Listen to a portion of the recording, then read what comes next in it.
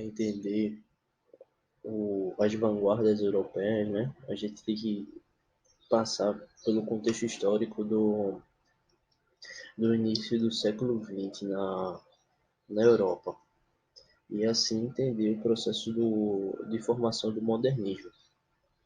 Então, veja bem, o início do século XX é como se fosse o início da Era do Caos. Encontrou a Europa o centro econômico, filosófico, artístico e cultural do mundo, mais ou menos com 400 milhões de habitantes, né? A Revolução Industrial, os avanços técnicos científicos mudaram profundamente seu organismo. Era o apogeu de uma civilização que exportava imigrantes para o Novo Mundo e com eles as suas tradições. As Américas vergavam sobre o peso dessa imigração, conhecendo um desenvolvimento sem precedentes. A chegada maciça dos europeus, na maioria oriundos de classes baixas, trouxe contatos mais profundos com a cultura daquele continente, que, amalgamada às culturas locais, deu origem à multiplicidade de outras. Com o fim da escravidão, as outras necessidades da imigração veio suprir a carência de mão de obra especializada.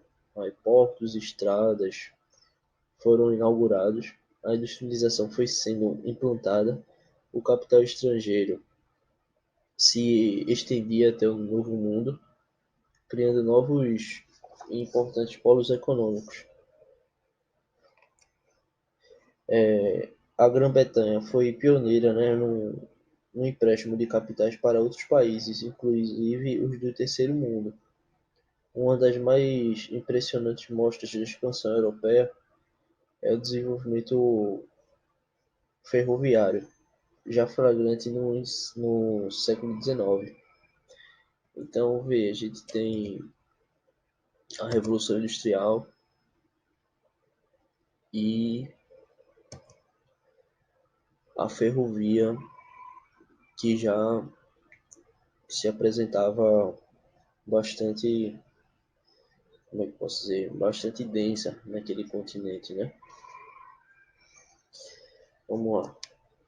A Inglaterra foi também o primeiro país europeu a se industrializar, seguido de França, de Bélgica, Alemanha e tardiamente a Itália.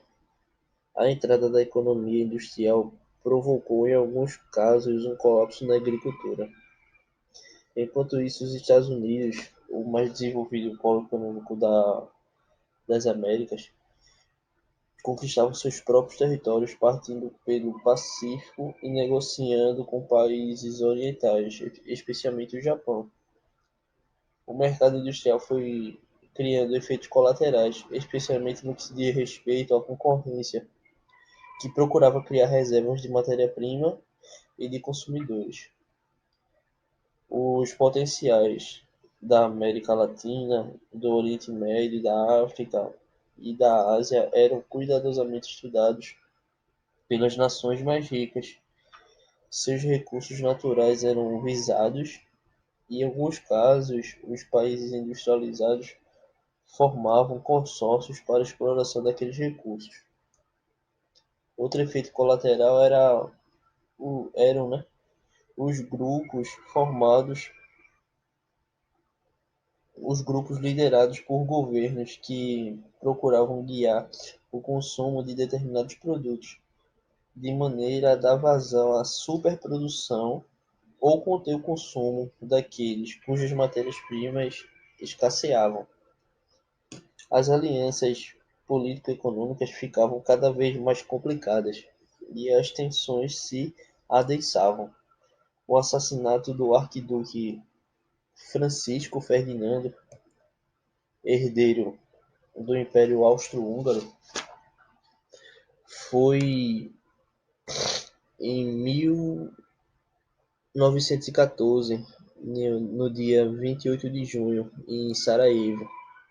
Foi a gota d'água de um conflito de proporções mundiais. A Primeira Guerra Mundial, que durou de agosto de 1914 até novembro de 1918, ceifando a vida de cerca de 20 milhões de pessoas. A um ano do fim desse conflito, aconteceu a Revolução Russa, inspirada na doutrina marxista, que anexou alguns países vizinhos na década de 1930, transformando-se numa poderosa união das repúblicas socialistas soviéticas. Mais tarde, em 1945 e 1948, chegou ao apogeu de suas conquistas geográficas, declinando somente em mais de 70 anos de expressiva influência política no planeta. Então, isso daí é o contexto histórico para a gente poder entender o que vai vir um pouquinho mais para frente, que vai ser a Revolução Cultural.